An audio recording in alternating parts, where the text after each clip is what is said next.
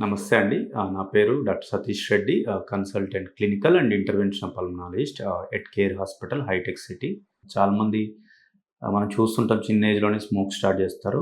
Smoking చేసే వాళ్ళలో వచ్చే ఇష్యూస్ ఏందంటే, ఎవరైతే క్రానిక్ స్మోక్ చేస్తారో వాళ్ళకి ఎక్కువ రోజులు స్మోక్ చేయడం వల్ల సీఓపీడీ, మనకు లంగ్స్ వీక్ అయిపోయి సీఓపీడీ వచ్చే ఛాన్స్, పెళ్ళికూతలు రావడం, లంగ్స్ వీక్ అయితాయి.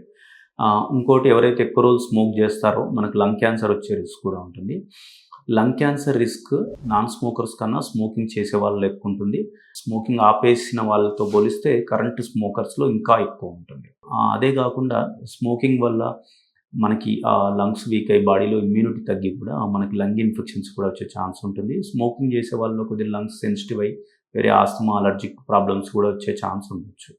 అంతేకాకుండా స్మోకింగ్ వల్ల ఓన్లీ లంగ్ క్యాన్సరే కాకుండా ఈసోఫాగస్‌లో గానీ, ఓరల్ క్యాన్సర్స్ గానీ, గ్యాస్ట్రిక్ క్యాన్సర్స్ గానీ, ఎక్కడైనా అదర్ బాడీ పార్ట్స్‌లో కూడా క్యాన్సర్ వచ్చే ఛాన్స్ ఉండొచ్చు. ఆల్రెడీ స్మోక్ చేసేవాళ్ళు ఎంత ఎర్లీగా స్టాప్ చేస్తే అంత మంచిది.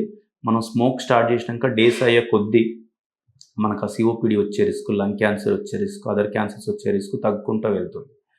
సో, స్మోకింగ్ ఆపేయడానికి బెస్ట్ వే అంటే మనకు సెల్ఫ్ విల్ పవర్. మీరు ఎవరైతే గట్టిగా అనుకోని స్టాప్ చేయరో అదే ఉత్తమం అండి.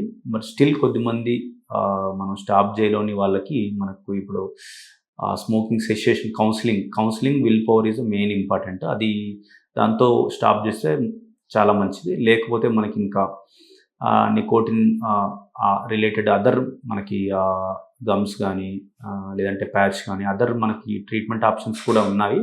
బట్ వాటికంటే కూడా ఎవరైతే మనకు సెల్ఫ్ విల్ పవర్‌తో స్టాప్ చేసుకుంటారో అదే ఉత్తమం. మీరు తీసుకునే అదే మందులు, అదే నాణ్యమైన మందులు, కానీ సగం ధరకే.